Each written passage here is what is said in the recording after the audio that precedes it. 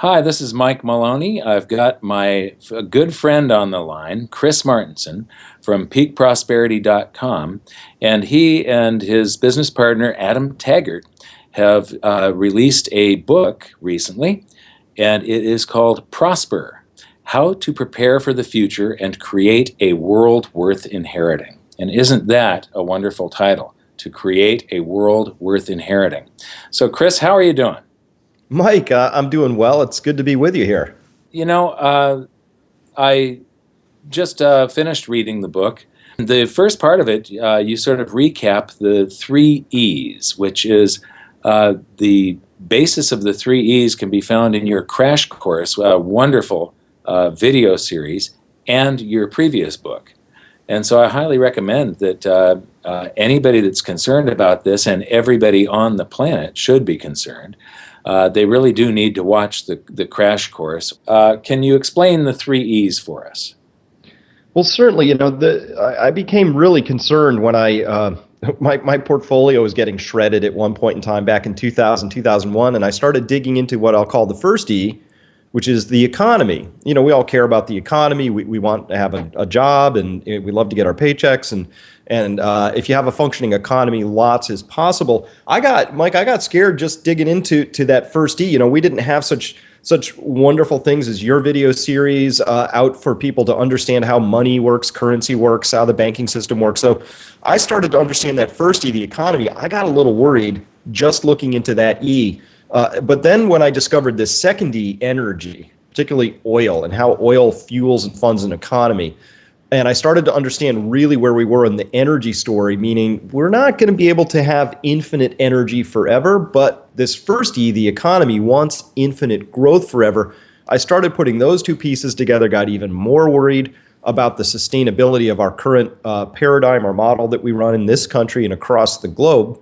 And then when the third E, the environment, which is both the resources we take out, the waste we put back in, thinking about things like soil, water, things that are really being depleted at astonishing rates, whether that's silver ore, things like that. I saw that there were limits to what we were going to be able to expect from and put back into the environment. The three E's is putting all three of those together, and it has this idea. You can't look at any one in isolation anymore. So you got people over in Paris trying to think, how are they going to control, carbon going into the environment? They're just going to squeeze on that carbon, story a little bit, but not without affecting the environment, in ways they expect and don't expect, not without impacting the economy. So my thing that I put out around the three E's that's in the crash course is we have to look at this whole thing together. And when I do, I come up with this one simple conclusion. We're on a very unsustainable course, and that's going to create a lot of difficulty for us. One of your big focuses is resilience. So tell me exactly what is resilience. Well, what happens with the crash course once people read it or they watch the video series or they really think it through is that's all problem definition. The question is, well, what do I do about that? And that's where this book, Prosper, steps in, and it really focuses around this idea of how people can become more resilient. So, we put the classic Oxford Dictionary definition of resilience in the book. It really means the ability to withstand an insult or to return to your original condition after some sort of a disruption. But resilience is more than that for us. Resilience is really about how we can optimize our financial portfolio, our personal selves through our health, and also our living circumstances around us in our house, our homestead, our community. Optimize those in such a way that we will be both more resilient for any possible disruptive futures that might arrive, but also be enjoying the benefits that come along with those resilience activities here today. So for us, resilience isn't about doing something out of fear because something in the future might happen. It's about doing things today that add tremendous value and benefit and quality of life today, but will provide enormous value later on if certain things happen. In here, you also say, be prepared to lose money, that we're first going to have deflation, then inflation, and that one of the solutions is to transition to tangible assets. And these are the same conclusions you talked about back in the year 2000. You had some losses because of the stock market and so on after the NASDAQ crashed, and that started you down this course. And it's interesting that that is exactly what started me down my course. I started reading about the global economy and monetary history and everything, and I'm going, oh my God, there's something bad building up, and there's energy that's going to be released. And we saw a little bit of it with the NASDAQ crash, quite a bit more with the global crisis of 2008, and we're about to, I believe, see something pretty large coming at us, much larger than the previous two crashes. But your comments on be prepared to lose money, that we're having first deflation, then inflation, which is exactly my conclusion also, and transitioning to tangible assets. Tell us a little bit about that. Well, sure. I'm sure you and I agree with sort of the overall direction of this, and that we're in for a world of hurt. And reasonable people can disagree about how that's going to come out, but to make it simple, we have $200 trillion or more at this stage of debt, just debt, not liabilities and other grotesque things like that off balance sheet, but debt in the world. And that $200 trillion of debt isn't going to get repaid. And so the only question we have to resolve yet at this point in history is who's going to eat the losses? And of course, the central banks would like to create enough inflation so everybody shares in those losses, not equally, but a little bit more equally. But I think you do as well, but don't let me put words in your mouth, that the first thing that's going to happen, and the most likely thing, is that the central banks can't control all of this, that there's a massive debt deflation. It's going to be much worse than in 2008 because the potential energy in the system is a lot larger. What were the risks in 2008? Well, debts were too high, derivatives were too high, there were a lot of bad bets and malinvestments. Every single one of those things is worse. The banks were too big, now they're even bigger. Everything I track is just riskier, not less risky. So the chance of all this resolving is pretty close to zero for a positive outcome. It's pretty high, though, that we're going to see a deflationary event. That'll be round one, act one of this story, and we will experience that. Probably, paradoxically, as a strengthening of the dollar as money rushes back towards the center because it's scared, and also because that's just mathematically what happens when you have all these dollar-denominated loans in other countries and they have to get unwound. And then act two of this, when countries are failing and institutions are failing and commerce is plummeting, is the central banks will then freak out, and they'll go to act two of this story, which is to print money, but this time I don't think they're going to give it to Wall Street. They'll give it to Main Street. You and I will get a tax rebate for the last 3 years, or a complete tax holiday for this year plus the next two, or there'll be a check from the Federal Reserve. It'll take some form, and at that point, I believe there's going to be any sane person who suddenly gets a check from a central bank will have to conclude one thing, which is, I better spend this right now. Because that's called Venezuela, it's called Zimbabwe, it's called every country that's tried this before. What happens is the smart people start to figure out they better buy everything that's not nailed down, and even stuff that is nailed down, while money still has value. And that's what I would advise people to do, is to run, not walk, to your buy list of things that you've already pre-prepared, that you would love to own if or when we get to that next stage. And of course, for the people who are thinking, when that time comes, that's when I'll get serious and I'll really buy a little more gold, or I'll start to buy silver or something like that. Mike, I got to be honest. I think that when the big money decides to turn its attention that way, most of the things that would be considered easy to buy hard assets will evaporate to the retail investor almost instantly, Right. very, very quickly. Yeah, I have an opportunity to hang out. Unobtainium. So Yeah. I'll have a big block of unobtainium. Yeah, yes. Stand in line. So I'm going to speak at a wealth conference tomorrow, and I was just at one last week. I rub shoulders with people who have giant amounts of money. To a person, they're not yet focused on gold. They're a little curious, but it doesn't seem quite right. But when these people decide they want 5 or 10% of their net worth in gold, they're talking tens, if not hundreds of millions of dollars of purchasing power, and there's a lot of them out there. Yeah. There's also a lot of big funds and stuff that have no gold exposure yet, and as all of this money starts to seek some gold exposure, there's just not enough supply to meet demand, and the only way to resolve that is with price. So you talk about managing debt also. Well, it's a tricky subject, but generally speaking, our advice at this point is because we believe there's a deflationary event coming. What we know from every other period where we had deflationary events was debt is a stone cold killer. So in particular, if you have high interest bearing debt that's attached to you personally, credit cards, student loans, auto loans, we think that it makes the most sense to carry as little of that as possible. If you have the capability, clear that out. Mortgages even make sense in certain circumstances.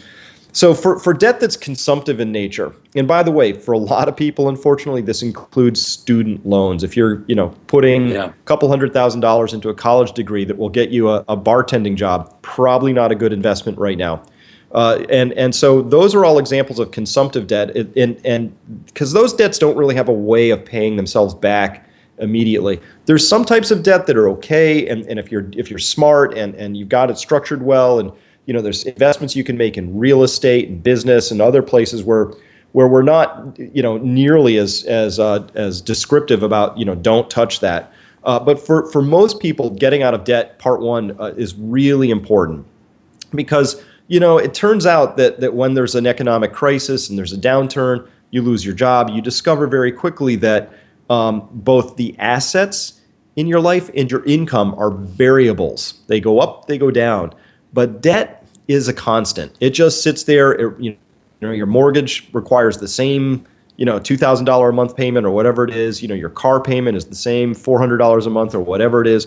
That debt's just sitting there demanding of you a very constant, steady level of servicing.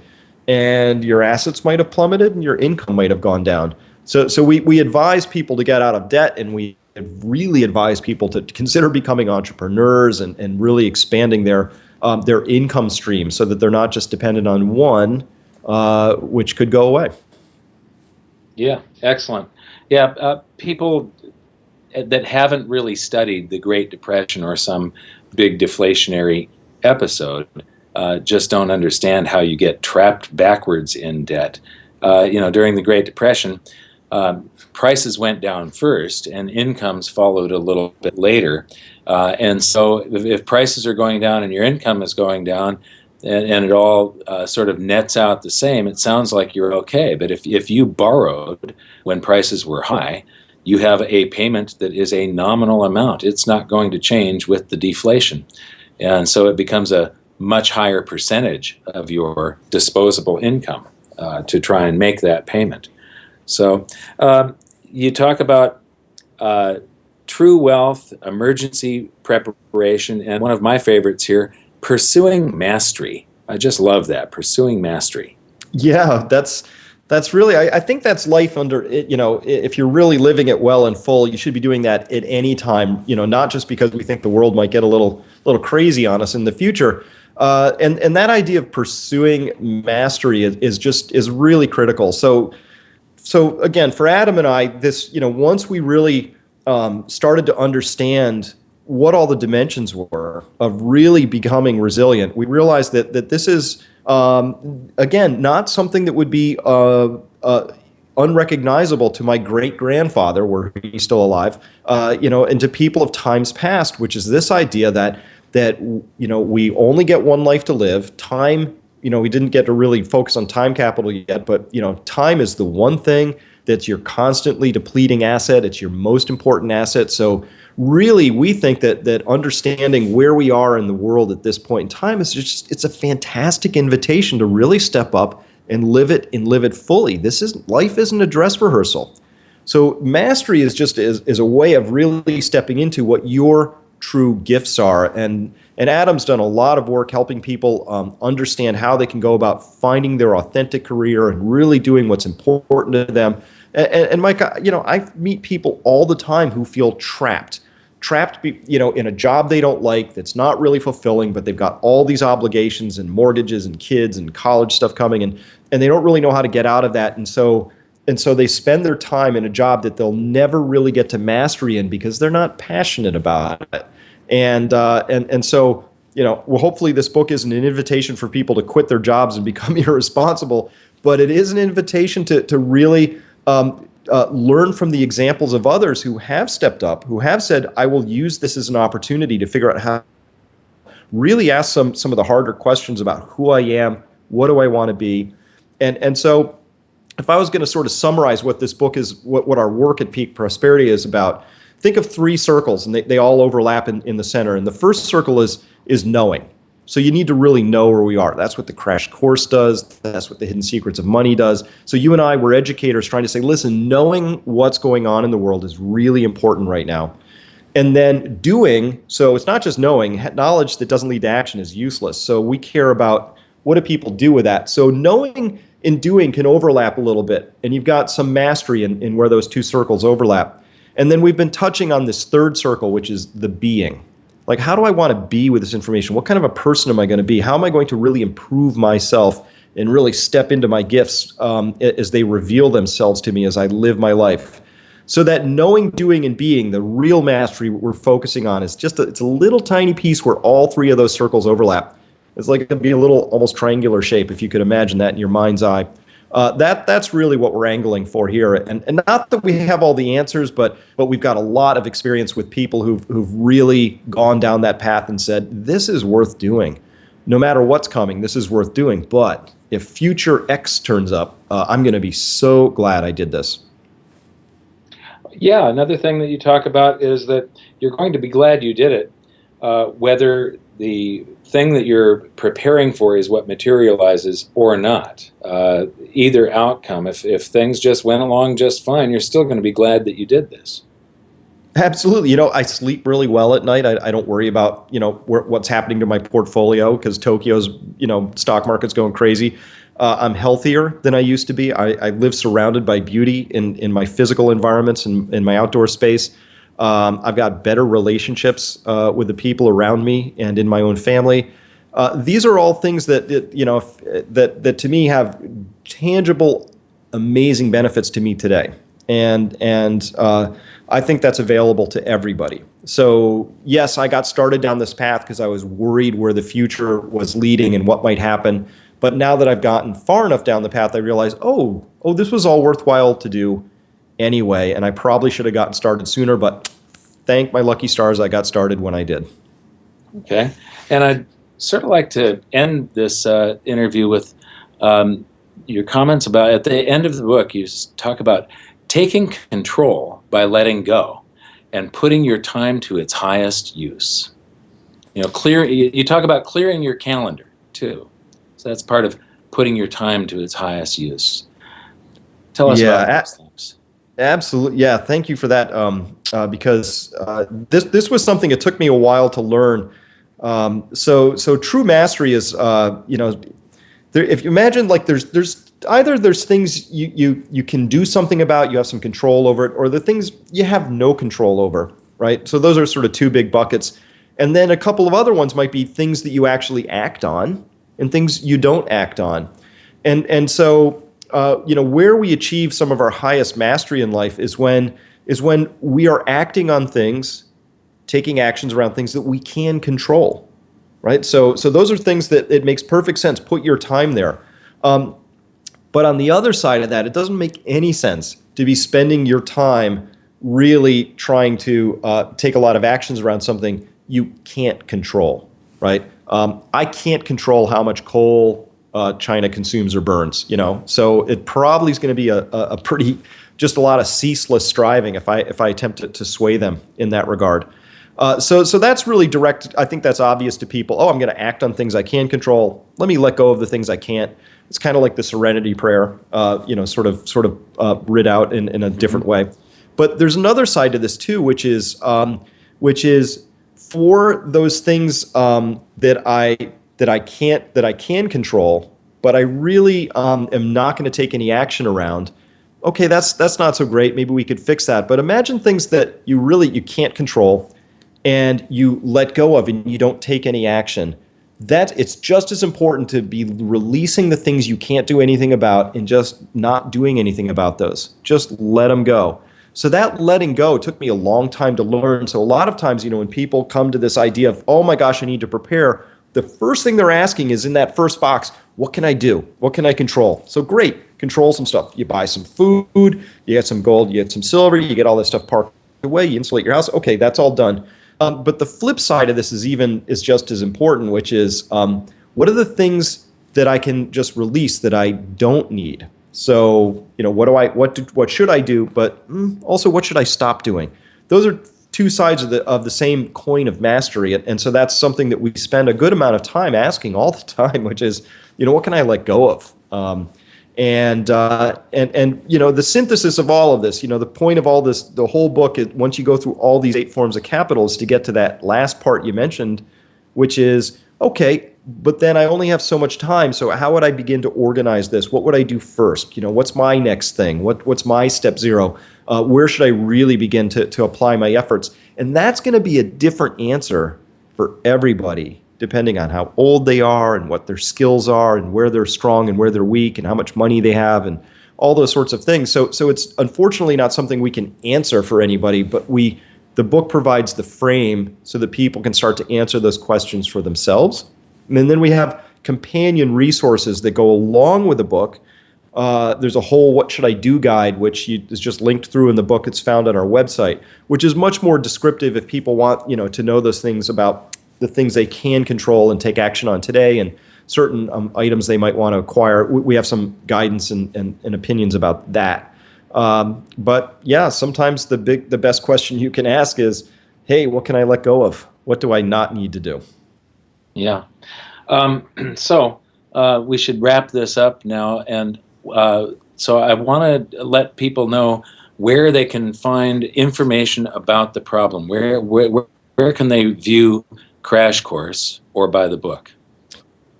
Well, the Crash Course and the book both can be found at peakprosperity.com.